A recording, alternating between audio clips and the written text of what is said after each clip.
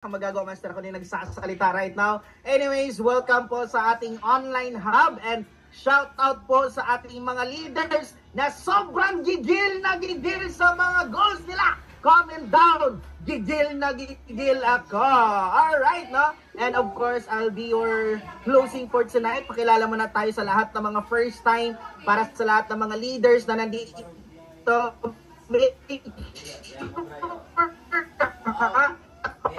Leaders kung saan lupalop man yan sila ng mundo right now, kasi right now yung nagsasalita po sa inyong harapan is the Mr. Intensity of Elites Empire, no?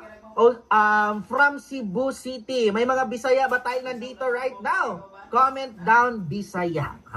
Diba mga gahig dila. Alright, no? And of course, Mr. Intensity of Elites Empire.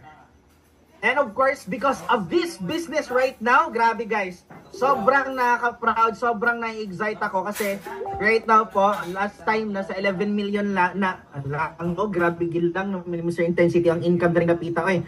Last time, ang income po ni Mr. Intensity is nasa 11 million, ngayon po is nasa 12.3 million pesos. Sino dito ang mga leaders na sobrang gigil na kumita ng 12.3 million pesos? No, pesos talaga, grabe naman talaga. Yes, of course, Mr. Intensity, kasi right now po, because of this online business, 3 years pa lang po tayo.